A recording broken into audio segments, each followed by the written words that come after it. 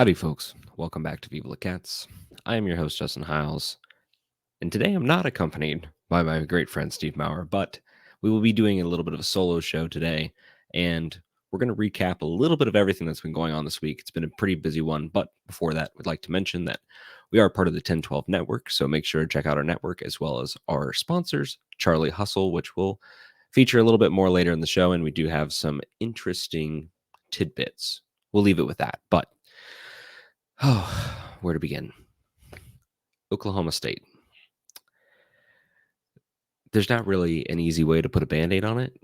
The Bearcats blew it big time. This was a massive opportunity and a super, super important game to win. And unfortunately, they blew it. This is a game that they had to get done, and they had to do it in not even a pretty fashion. You just have to win. The spread going into tonight's game, I think, was 10.5. The Bearcats ended up, unfortunately, losing by 4 at home. And overall, there was a lot of things that you could pinpoint on this game. But overall, I think one of the biggest issues was really defense at certain times, inability to score the ball, ineffective 3 shooting, ineffective rotations, not having the right guys out on the court at the right time. Guys get hot, taking guys off. It was just a mess of a lot of different things going wrong at the wrong time. And unfortunately, this is not a new bit of information. This is something that we've consistently seen week in, week out. We've seen this game after game. And it's getting a bit tiring. Like, I'm not gonna lie, I'm sick of watching the same thing over and over again. I think one of the biggest things that I've noticed is the trend that we've been having, which we've never been able to win back-to-back games, which has made it very, very difficult to have any amount of momentum and to really start to play off of any kind of win that we've got. And it was scary because I knew that going into this game, and I was a little nervous already. Seeing that made me even more nervous. And then, of course, what do the Bearcats do? They lose the game. It's one of those things that I think becomes really difficult to navigate as you go forward towards tournament time. You really, really needed this win, and you needed to take care of business so that you had an opportunity to get yourself in the tournament. The Bearcats were in the first 4 out. After this loss, I'm pretty sure they're past the next 4 out and they're completely off the bubble. You lose to last place Oklahoma State at home. There's no excuse for it. There's no excuse, and nobody's going to give you any kind of credit. Nobody's going to give you any discounts. It is the Big 12, but it's the worst team in the league, and you have to take care of business. Unfortunately, they did not do that tonight, as, again, the Bearcats drop a 4-point game there. Another game ending in a two-possession battle towards the end. Unfortunately, there was a little bit of back and forth, and the Bearcats did manage to get a lead back after giving a lot of that up for the majority of the end of the first half and into the middle of the second half. But they did retake the lead, and then unfortunately gave it up with about 3 minutes to go. And so more of the same. I could go on for forever about this in this game. They did win the rebounding battle. They did limit turnovers for the most part, at least in comparison to Iowa State. Still 14 turnovers, nothing too bad there. Shot 50% from the field, shot 30% from the 3. But here's the part that really is tough. The Bearcats have done a fairly decent job of controlling the paint. They allowed a team that's very effective from the 3-point line to get 40 points in the paint. Compared to our 44, we did win that battle, but this is not something that's their sort of mantra, and this is not something that they've been good at this year. They've been a very effective 3-point team, but we let them do what they wanted. And I think this comes back down to, looking at the lineups, looking at some of the guys in, looking at Victor Locken falling off the map and not being a part of this lineup at all. We went from being in a position where Vic was one of the key players on the team, but was the key big, and now has not even played any time at all in this game. In a game that it's not like you need rest at this point. You need to get something going. And I think from Wes's post-game comments, it seems like he's probably not going to be back in the rotation for this season, which I think is really a shame based on, what we've seen and based on how he's been around the program. You'd think he'd want to stick by his guys, and he did mention that a few weeks ago, but things have changed pretty fast, and I do find it very interesting. I feel like there's more going on in the background there. Time will tell, but not looking so great. Not looking so great for Vic there. Not looking so great for the Bearcats in general, as they do drop again. Now their 8th game in conference. I think one of the really important things that I do want to look at, we'll touch on UCF here in a second, but one of the most important things to really talk about here is margin, and specifically when it comes to scoring. The Bearcats, we know, have had a lot of close games, have had a lot of 1 or 2 possession games.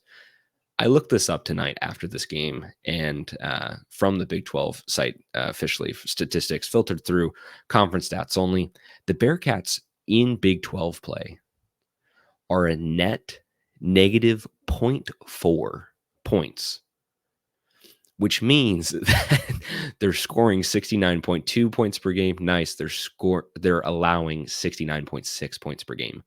And that just, I feel like, very quickly shows you how difficult the season has been, but also how close so many of these games have been. And we know that, some of these other teams that are, making up the higher points and the lower points of this margin spread throughout the entire league, they've had some games where they've cracked it open to like 20, and they've had some games where they've lost by 20. But the Bearcats have kept all except for the game against Iowa State within 2 possessions. Every single game, 12 out of 13 have been within 2 possessions when it comes to losses. Well, losses, wins. There's also the 2 11-point wins against UCF and BYU, but you get the point. It's been difficult. It's been very difficult. And I think that that's one of the biggest things going forward that we're just going to have to pay attention to is how do they find a way to capitalize on leads that they have? How do they find a way to actually start scoring some points and not just letting some of these games get away from them? Because when it happens late, they've done a very, very poor job of staying in it. Not staying in it, of taking over at the right time. I think there's been a few games that, of course, they've just got it right that night. But overall, we've seen a lack of consistency. We've seen slow starts. We've seen clawing back in the second half. And it's funny because I had a little rant tonight. As I'm going to have a very long rant with all of this tonight. And some of our UCF friends felt very similar. So shout out to you, Dolly. Shout out to you, Trace. But, I think this does really mirror how UCF feels as well, because they've seen a lot of the same kind of patterns. They've seen some of these games get choked away. They've been in some big games, and they've also lost games that they absolutely should have won. So I think there's a little bit of a difficulty there trying to grasp that for both fan bases, which has definitely been difficult. I think now would be a good time, because I've mentioned UCF. We'll get back to some of the season outlooks and in a little bit more bracketology, but I do want to talk about UCF here before we get too far into the weeds. UCF game, Bearcats took care of business. Was it pretty? Absolutely not. It was not pretty. It was not pretty. UCF, I was impressed because this entire game, UCF never led after the, I think, 2nd or 3rd minute into the first half. But they damn well made sure that it felt like a classic Cardiac Cats game right down to the end, because the Bearcats cracked this open a few times.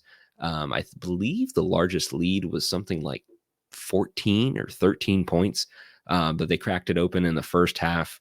They cracked it open in the second half, and then the entire back half of the second half was just pulling everything together until eventually it became a back and forth game. Bearcats would score, UCF would score, UCF would tie, Bearcats would score, and it just was this back and forth and back and forth. And eventually they came out on top, of course. And that was a game that I feel like coming out of, though it was close, though it was ugly, we felt okay because, again, we limited the turnovers. We dominated in the paint. We did what we were supposed to. 3-point, it's not working. let that one go. We were live and die by the 3 last year. We're thankfully not dying by the 3 quite as much this year, but it's certainly not an aspect of our game that's strong, and it's not something that's helping us in a lot of these close games. You make a couple more of these threes, I think that we win a few more of these games too. But that comes down to a lot more possessions than just the 3 ball that we've been shooting pretty poorly. Overall, I think for the Bearcats, one of the most important things to keep in mind with a game like this against UCF, this was one of those games that for the past few weeks has felt like the season is riding on it. Against Houston, against Iowa State, you could say there was a lot of upside if you won. Of course, there's a ton of upside. But if you lost, it wasn't a nightmare scenario. It was not great. You really needed one of those, if not both. That's asking a lot, but you needed something out of those games to really kind of advance forward. And unfortunately, they didn't get either. But with UCF, you knew that you had to win if you wanted to, make a statement of separating yourself from UCF and completing the sweep on the season. So congrats on the sweep. Glad that we got that. Glad that we got that one off and out of the way. But unfortunately, coming out of that game, you'd expect that you'd see that and you go forward to the Oklahoma State game, and then you continue to take care of business. And as we've already covered, they didn't do that. They did no such thing. And so this is where the season gets a little bit tough because now, like I said, you're staring down the barrel. You're 5-8. You don't really have a lot of opportunities left that feel favorable. You have a road game at TCU. You have a road game at Houston and at Oklahoma. So you have 3 road games left. Granted, you've done pretty good. And this is where I'm actually going to get to another point here, but you have some opportunities, but they're a little bit tough. And where your manageable portion of your schedule was, you've lost 2 very key games at the end of the season that you just needed to just put away. And so you could let the other games kind of come down to, if it's a loss, oh, you're losing to a top 10 team. There's a little bit of room to play with there. You're losing a quad 3 game at home. There's no discussion. It's inexcusable. There's nothing that you could possibly say to try to explain your way around. They got the better of us today. That's just inexcusable. It's the worst team in the conference. UCF, again, too, at the, towards the bottom of the spectrum here. We really needed to take advantage. Thankfully, we did. But dropping one to Oklahoma State, really, really going to put a damper in your season, especially when we're getting close here at the end. Again, we'll get to that in a little bit, but kind of moving through the rundown a little bit fast today. That's fine. It's just me and getting everything out at once. This one is the one that irks me the most. This is the one that causes me the most amount of physical pain through this entire stretch. This portion I'm calling Mi Casa, Su Casa. And for anyone who knows what that means, it's something along the lines of, my home is your home. Unfortunately, the Bearcats' home of Fifth Third Arena belongs to our opponents as well. Like I said, this one is causing me actual pain. For those of you who don't know, after tonight's game against Oklahoma State, the Bearcats' road record, 3-3. I will also mention Texas at 3-3, TCU at 3-4, Baylor at 3-4, Iowa State at 3-4, and Houston at 3-3. The Bearcats are tied for the best away record in the Big 12. Sounds great. Home record. Let's flip that one on its head. Where do you think the Bearcats are? And that's right. They are dead last. They have the worst home record in the entire Big 12, sitting at 2-5. And that's not something that I would have ever thought coming into the Big 12, that Fifth Third would be a problem. It's not the fans. It's not the Red Sweater Club. It's not people not showing up. People are showing up and people are cheering and people are loud. Something about Fifth Third Arena this year is off for this team because we are not taking advantage of it at home. We have had some tough games. We had Houston and Iowa State at home. Those are two very tough teams. Iowa State, I think, is a lot tougher than people expected them to be this year. They were expecting a good team, but they're a lot harder. This is a little out of control. 2-5 at home. The other three teams, sorry, with 3 wins at home are Oklahoma State, UCF, and Texas. West Virginia has 4 wins at home, and they're dead last with Oklahoma State in the conference. So, where is the solution here? Because I feel like it's fairly inexcusable to lose 5 games at home this early on in the schedule. Granted, we're past the halfway point. We're getting towards the end of the season, but to go 2-5, you've got 7 games at home so far, and you've lost 5 of those, I think just goes to show that A, we've had too many close games, but B, we're not taking advantage of that home court advantage. You look at Houston, you look at Iowa State, you look at Kansas. None of them have a loss at home. You go to Baylor and Texas Tech. Both have 1 loss at home. We almost got one over Baylor. We did get one over Texas Tech. We are their only loss at home, so pat yourselves on the backs, Bearcats. But I think this is a really, really big issue that we know is there, but isn't really getting discussed enough. And I think that this is something that we really, really need to focus on for the last few games that the Bearcats have. Because if I go over here and go through the rest of our schedule, you have at TCU, at Houston, Kansas State, at Oklahoma, and West Virginia at home. So you have Kansas State and West Virginia at home. Those are 2 of the bottom 5 teams in the league. If you don't beat both of those teams at home, what you're looking at right now, at absolute best, you're finishing less than 500 at home. You're finishing 4-5 at home at best, because that's what you've got left of your season. That's painful. That is just painful. I don't even know how else to put that. That's just stressful of a situation. But you still have, like I said, TCU, Houston, and Oklahoma. Those are some really good opportunities. But I don't see why we've struggled so much in Fifth Third with a place that's been so rowdy. We've been able to pack crowds in. And I think it really comes down to just not being prepared, or not really protecting the house in the way that we always have. I mean, I remember streaks in Fifth Third where we were going like 30 plus games winning at home. It was an untouchable thing. I mean, even if you look at non-conference, the Bearcats were taking care of business. I mean, granted, Dayton was technically a home game because it's just down the road, but it wasn't. It wasn't in Fifth Third. It was a neutral site. So other than that, you went in, I believe, like 12-0 or 11-0 in non-conference play going in when you're playing at Fifth Third. And then you get to conference play and it just completely unravels. Granted, you've had 1, 2, 3,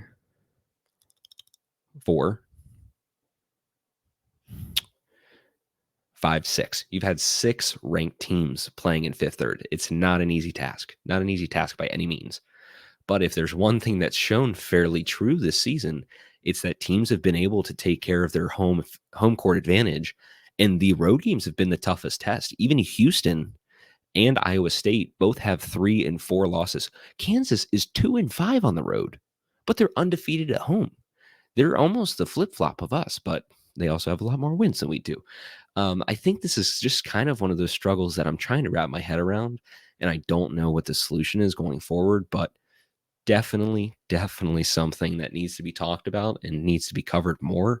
And like I said, your 2 biggest opportunities there, your only ones left, Kansas State and West Virginia. We've already talked about those must-win games. Those are must-win games. And I'm coming back to this again with a little bit more on the season. But before I do that, let's jump over to our friends at Charlie Hustle. Charlie Hustle is your one-stop shop for vintage made fresh. They are our partners, and we love working with them. They've done a fantastic job representing the Big 12. They've done a fantastic job building a beautiful assortment of throwback and vintage wear. You can find shirts, hoodies, long sleeves, accessories. You can find anything that you're looking for. They have some really awesome product. And there are things out there. We can't say what they are. And we can't say when they are. But there are things out there that you might want to be on the lookout if you're listening to this podcast. So keep an eye out, keep an ear to the ground and see. But with that said, Charlie Hustle does, like we said, cover everything in the Big 12, except for the Bearcats. Still working on it, but there will be some interesting information coming up soon. I think one of the most important things to think about with this brand is just how centric they are to the Big 12 and just how much that they've wrapped themselves and kept that identity. They've done a fantastic job of that. And it's really nice to see that they have the official Big 12 partnership. And so for anything that you might need for your Big 12 apparel, there's also a ton of other schools. If you might be an alum from another school listening to this, if you have friends or family, make sure to check out the site, see if they've got it. Go to www.charliehustle.com/collegiate college. Check that line out and see if there's something for you. If not, might be something for somebody else. Might need to grab a last minute gift. Use our promo code that is 101215 for 15% off of all non-sale items and apparel at checkout. That'll get you going and get you your first items for Charlie Hustle. Build out your closet. Like I said, keep an ear to the ground. You never know what's coming. So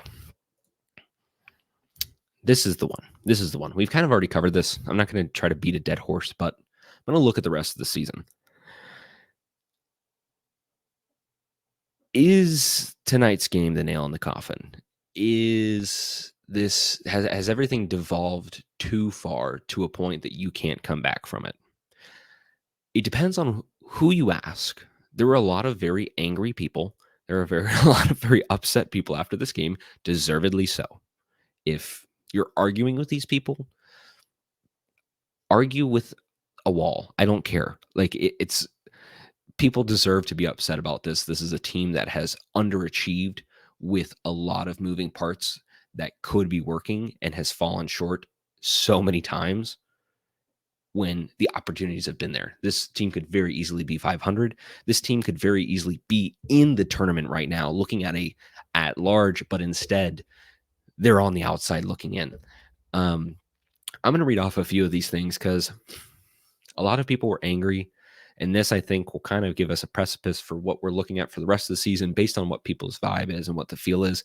So I just said, I'm not going to omit any takes. I'm going to read off what you got, and let's just hit it.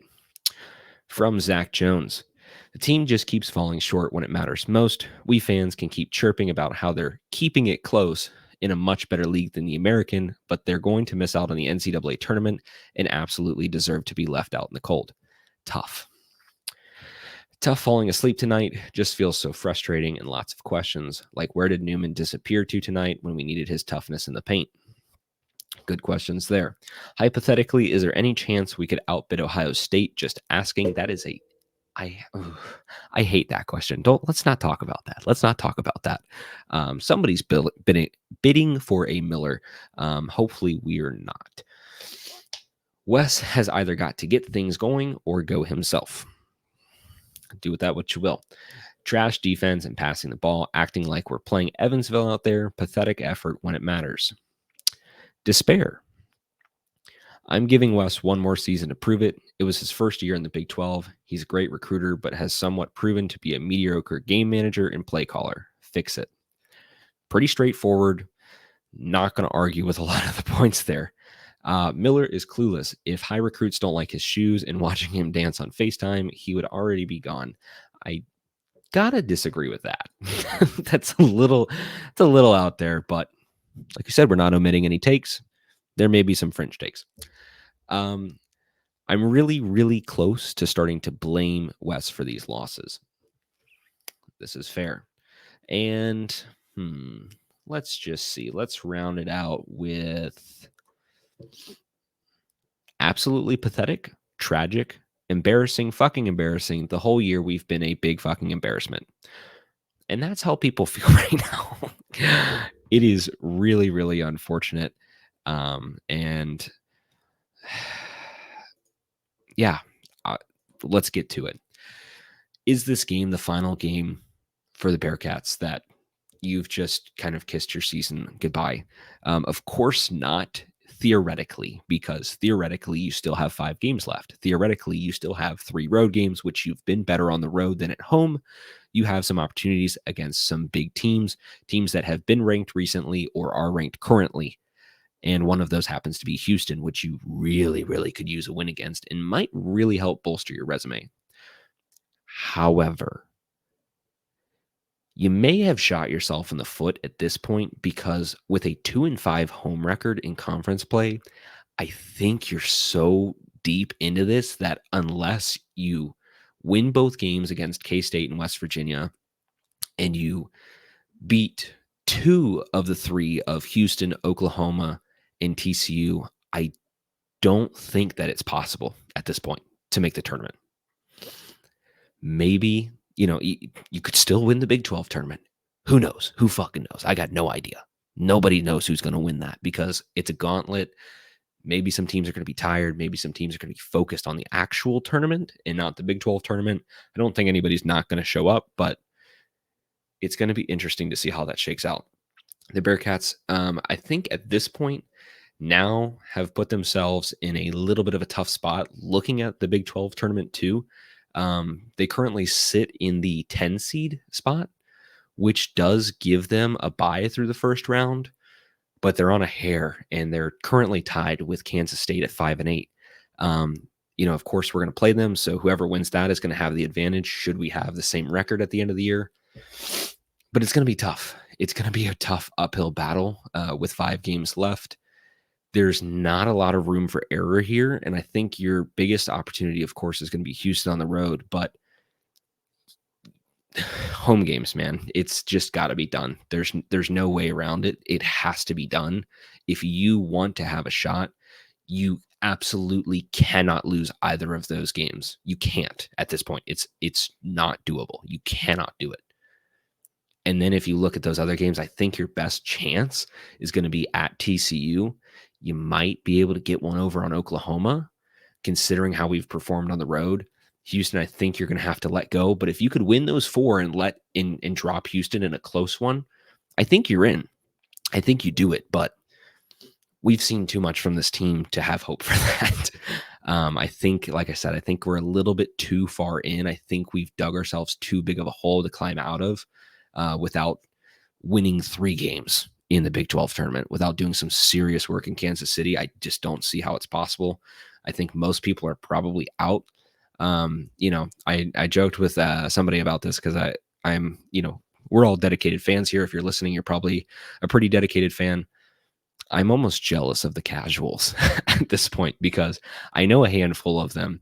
And for some people, they can just tune this out. It's like, Bearcats lose. It's another losing year. Bearcats basketball ain't back and it's done. And I'll move on with my life. For the rest of us, we suffer together. This is not an optimal situation, but it is the cards that we have to play with and we are working with. I think, unfortunately, when you look at the end of the season, people are probably going to see not the wins that you managed to gather in the Big 12. They're going to see a weak non-conference slate. They're going to see 2 of your biggest opportunities, 2 quad 1 games dropped in non-conference against Xavier and Dayton. And then they're going to see the Big 12 record. They're going to see the Big 12 home record. They're going to see the way that everything performed at the end of the season. And I think people are going to be unhappy. I think that when people look back on it, they're going to see how we fell short of expectations. And this did not meet where we should have been. Not even could have been, but should have been. And let me flip that on its head. It will exceed where it should have been based on what we expected going in. However, it will fall short of what it could have been. This team, like I said, your possessions. I mean, if we unpacked every single score, which I'm not going to do right now, but if we unpacked every single score where we lost 2 possessions, you're 7-8 possessions away instead of being a 5-8 team to being an 8-5 team. You're up there in the top 25 with Houston, with Iowa State, with Kansas, with Baylor, with Texas Tech, with BYU. You're right up there with them. But instead, You dropped games when you really needed to win them, and you're sitting at 16-10. You need to hit 9 in this conference to feel good, but I think that Oklahoma State one's just going to hurt you a little bit more. And like I said, I think it's too far out. I think it's just too big of a hole to climb out of. But time will tell. We'll see. Hopefully they can, take care of TCU, but it's going to be tough. It's not something that I think we can expect at this point. I think taking care of business we knew is not a thing in the Big 12. You got to do something. You got to find a way to win. Just no matter what you do, find a way to win. If you can get a sweep over TCU has been fringe ranked all year. They've looked like a really good team. I know they've been decent in net. And that's something that will help the Bearcats in looking for some quality wins. It's still going to be a quad 1 game on the road. But you got to find a way to win that. You have to if you want to keep your hope alive. I think we've said like this is sort of the end of the season. The hole is pretty deep here, but if you manage to beat TCU, you can hold out hope if you're a masochist like me. I wouldn't blame you if you've given up all hope at this point. We're looking a little bit more like the NIT and a little bit less like the Big Dance for the second year in a row, but many years on end. I'm tired of missing the tournament. This is not the expectation that we have of this program. And you can only fall short so many times before people start putting you on the hot seat. Sorry, Wes. TCU on the road. Let's just dig into it really quick. We're going to unpack it. I'm going to hit the Bearcats Sports Wrapup, and I'm going to go to bed. Bearcats, not favored in this game, of course, especially after some of their recent games. Bearcats in the last 5, they are 3-2. TCU in their last 5, Bearcats are 2-3. TCU also 2-3. TCU did have wins at Kansas State and against West Virginia at home. Kansas State on the road was a 3-point, 1-possession game. At Texas Tech, they lost in a 1-point game. They've been keeping some things close too. But they've had a similar looking season to us, but they've taken advantage of some of their opportunities more than we have. And so over the last 5, we are looking fairly similar. A lot of tight games here, but I think the really important thing to note is that, against Texas Tech on the road, they had some close games. They're looking pretty similar. As far as points go, they've had a little bit of a weaker defense, but stronger offense than us. Clearly, we noticed that at the end of the game that we had with them when they were playing in 5th, 3rd. They found a way to put some points on the board when it mattered. But thankfully, the Bearcats came out on top there. They are a decent rebounding team. I think they're towards the top with us. Of course, the Bearcats are number 1 in the conference in rebounding, but TCU I don't think is too far off there. I think they're up in the top 5 or so. As far as some other metrics too, they're pretty solid defensively. They're averaging 9.1 steals per game, which is pretty darn good. That's definitely up there with Iowa State and Houston. And I think one of the biggest things to pay attention to here is stars. Stars matter. I think when you look at this TCU team, they're 7-6 in conference. Like I said, they've taken care of some of their opportunities.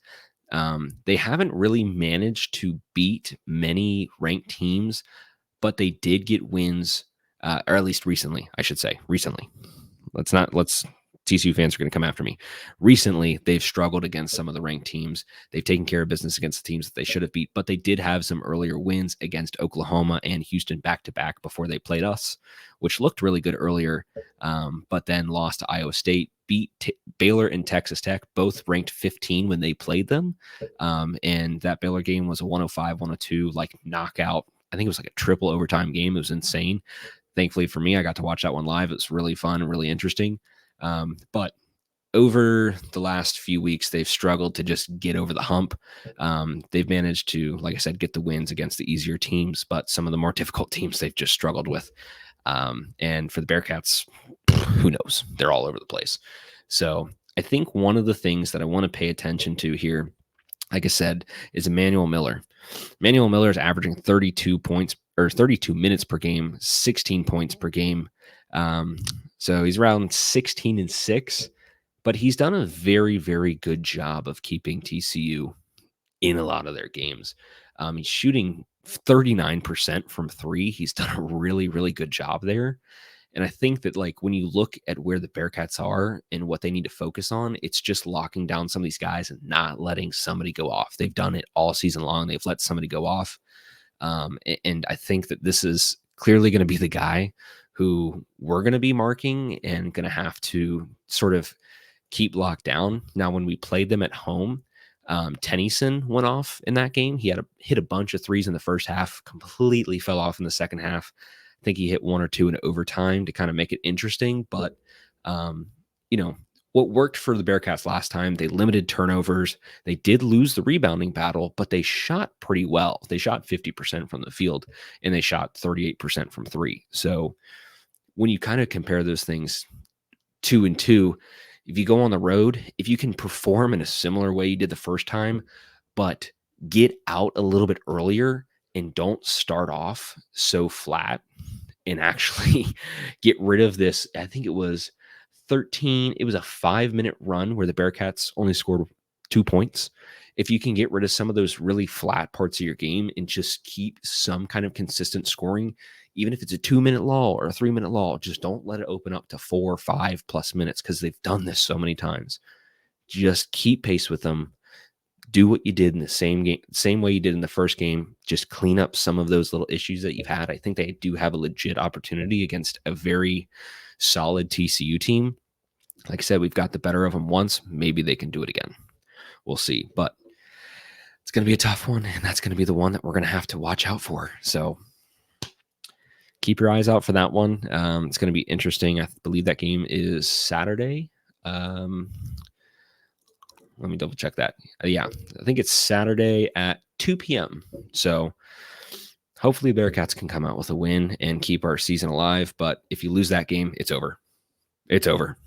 Kiss the tournament goodbye. I don't care what you do, unless you beat Houston by 50. You can kiss the tournament goodbye. You can kiss any amount of your postseason hopes goodbye, unless you want to play the NIT again. Which, now that we're in the Big 12, it was one thing in the American, just have it for a year, let the guys play. You can't play in the NIT and be in the Big 12. It's not a good look. It's just not a good look.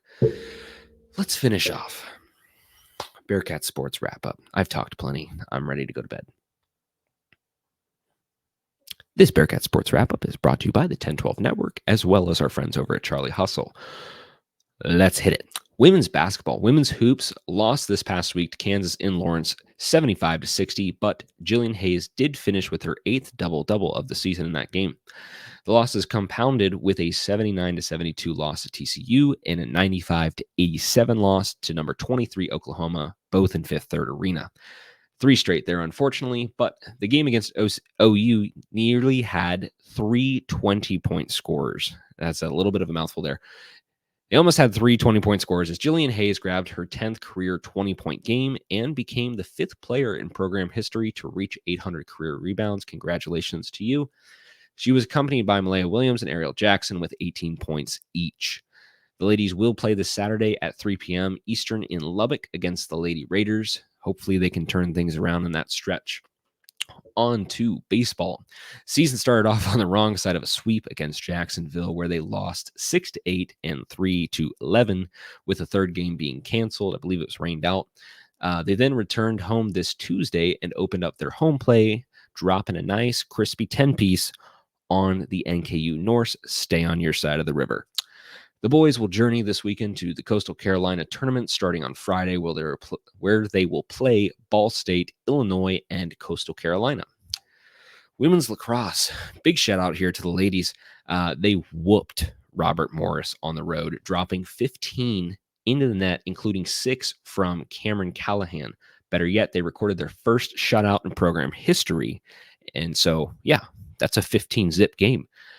They will host the Central Michigan Chippewas this Friday and will travel to Indy to play Butler on Sunday afternoon.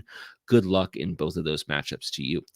Women's tennis. This past Friday, the Bearcats lost for the first time this season to Miami, unfortunately, boo, with a score of 1-6. The record currently sits at 5-1, and they will play at the Norwood Technical Institute this Friday. Xavier sucks. Women's golf will play at the Reynolds Lake Oconee Invitational in Macon, Georgia. Macon. I don't even know. They will play this weekend. They will play in a tournament this weekend.